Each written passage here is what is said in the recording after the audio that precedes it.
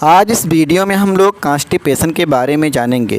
Constipation क्या होता है, ये कौन से कारण से होता है, इसके साइन और सिम्टम क्या हैं, कॉन्स्टिपेशन को ठीक करने के लिए कौन सी मेडिसिन्स यूज की जाती हैं, इसके बारे में जानेंगे। अगर आपको इसके बारे में जानना है तो वीडियो में लास्ट तक बने रहिए। आइए वीडियो स्टार्ट करते हैं।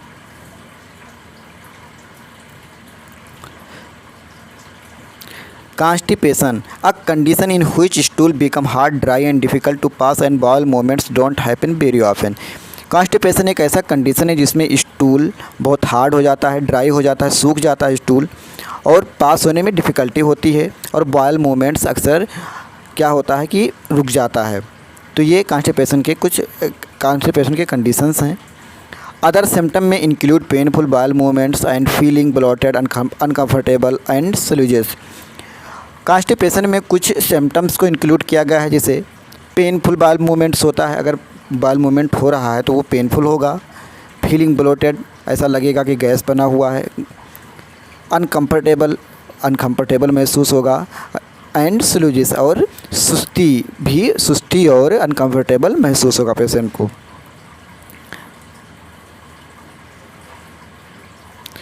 अब काजेज देख लेते हैं कि कॉन्स्टिपेशन के कौन कौन से कारण हैं। Not eating enough fibre such as fruit, vegetable and cereals. अगर खाने में फाइबर ज़्यादा नहीं यूज कर रहे हैं, जैसे फ्रूट, वेजिटेबल एंड क्रेल्स हुआ, तो ये कंडीशन कॉन्स्टिपेशन होने के लिए बहुत ज़्यादा रिस्पॉन्सिबल होता है। तो ये बहुत अहम कारण है कि अगर हम खाने में फाइबर नहीं यूज कर रहे हैं तो कॉन्स्टिपेशन हो सकता है। A change in your routine और lifestyle such a change in your eating habit. अगर आपने अपना रूटीन चेंज कर दिया, आपने अपने लाइफ स्टाइल चेंज कर दिया या आपने खाने की हैबिट को बदल दिया, तो ये भी एक कारण है कॉन्स्टिपेशन का। Ignoring the urge to pass stool. अब जैसे इस स्टूल को पास करने की जो इच्छा थी उसको अगर आपने इग्नोर कर दी तो ये भी कॉन्स्टिपेशन होने का एक कारण है। Side effect of certain medications. अगर आप कोई मेडिसिन ले रहे हैं और उसका साइड इफ़ेक्ट अगर देखने को मिल रहा है तो इसी कंडीशन में भी कॉन्स्टिपेशन हो सकता है। ये कॉन्स्टिपेशन का एक कारण बन सकता है अगर कोई मेडिसिन यूज कर रहे हैं और वो आपको साइड इफ़ेक्ट शो कर रहा है तो। Not drinking enough fluid.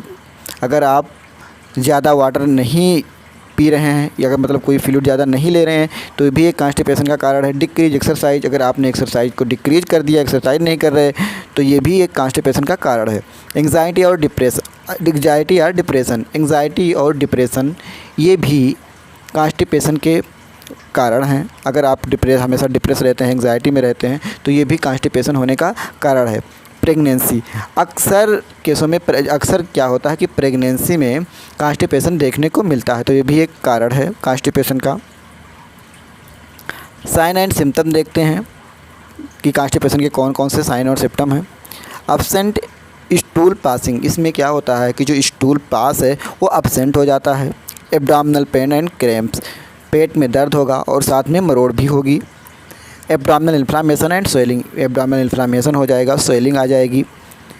Desire of stool pass. Stool pass करने की तो डिज़ायर होगी, बट क्या होगा कि स्टूल पास नहीं होगा, तो ये भी एक साइन और सिम्टम है कॉन्स्टिपेशन का। Fewer than 3 bowel movements a week. 3 दिन से कम एक हफ्ते में बाउल मूवमेंट होगा। Stool that are hard, dry or lumpy. जिसमें स्टूल होगा वो हार्ड हो जाएगा, सूख जाएगा, और या गुठलीदार, या इसको गुठलीदार कहते हैं, लंपी हो जाएगा, यानी छोटे छोटे गांठने जैसा हो जाएगा, गुठली जैसा स्टूल हो जाएगा, जो बहुत ही टाइट होगा। तो उसको पास होने में भी बहुत पेन होगा और हो सकता है कि कभी कभी उसके साथ में ब्लड भी आ जाए। Stool that are difficult or painful to pass. Stool क्या होगा, बहुत डिफ़िकल्ट हो जाएगा पास होने में, बहुत दर्द होगा स्टूल को पास होने में। अब feel that not all stool has पास। और आपको ऐसा लगेगा कि जो जितना स्टूल है वो सारा पास नहीं हुआ है। तो ये कुछ साइन और सिम्टम थे कॉन्स्टिपेशन के। नोट देख लेते हैं।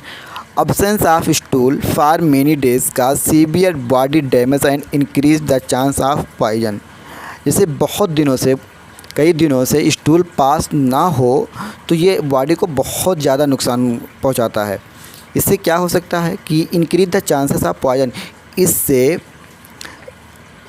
जो पॉइज़न है, यानी जहर फैल सकते हैं पूरे बॉडी में।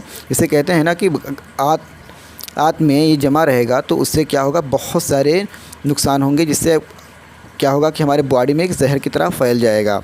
तो इसलिए इसका ट्रीटमेंट बहुत ज़्यादा ज़रूरी है। अब ट्रीटमेंट देख लेते हैं। तो सबसे पहले जो प्राइमरी ट्रीटमेंट है ये यही है कि to avoid constipation and should be eat high fiber food and use plenty of water and discontinue the medicine if one is constipation। अगर आप कॉन्स्टिपेशन से बचना चाह रहे हैं, यानी आप अगर कब्ज़ से बचना चाह रहे हैं, कब्ज़ से छुटकारा पाना चाह रहे हैं, तो अपने खाने में हाई फाइबर फूड को यूज कीजिए। हाई फाइबर फूड यूज करिए और साथ ही साथ जो पानी है वो अधिक मात्रा में पीजिए। अगर कोई मेडिसिन आप ले रहे हैं उसके वजह से कॉन्स्टिपेशन हो रहा है तो उस मेडिसिन को बंद कर दीजिए। तो ये हुआ प्राइमरी ट्रीटमेंट। अगर इससे आपको फ़ायदा नहीं हो रहा है तो मेडिसिन लें। एक टैबलेट है ज्यूलेक्स, जिसमें बिसेकोडाइल होता है। इसको 2 टैबलेट रात में सोते समय गर्म पानी के साथ में लें। अगर ये नहीं तो इसके जगह पे एक सिरप है लूज, जिसमें लैक्टोलोज सॉल्यूशन होता है। उसको 30 ml रात में सोते समय लें। अगर लगे कि ज़्यादा आवश्यकता है, इसकी ज़्यादा रिक्वायर है, पेशेंट का कंडीशन ज़्यादा सीवियर है, तो ऐसे में इसको 2 बार भी 30 ml दे सकते हैं दिन में। या तो फिर लिक्विड पैराफिन, ये भी एक सिरप लिक्विड होता है जो कि कॉन्स्टिपेशन को ठीक करने में बहुत कारगर होता है। तो इसको भी रात में सोते समय 30 ml दे सकते हैं। अगर आवश्यकता है तो दिन में 2 बार भी दे सकते हैं।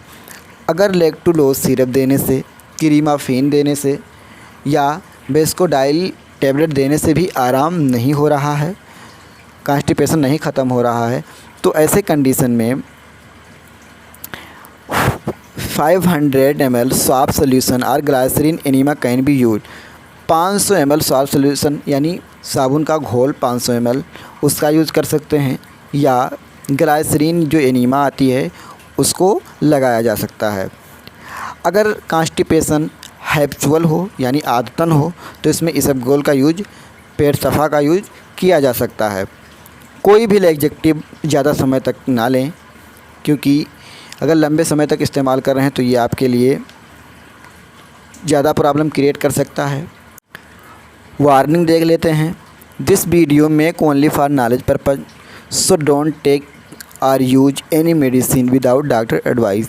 ये मेडिसिन केवल और केवल आपके नॉलेज पर्पज के लिए बताया गया है, तो इसलिए कोई भी मेडिसिन बिना डॉक्टर के एडवाइस के, बिना डॉक्टर की सलाह के ना लें, क्योंकि ये आपके लिए घातक सिद्ध हो सकता है। अब इस वीडियो में इतना ही। अब मिलते हैं अगले वीडियो में। अगर वीडियो पसंद आया हो तो वीडियो को लाइक कीजिए, और अगर आप चैनल पर नए हैं तो चैनल को सब्सक्राइब कीजिए।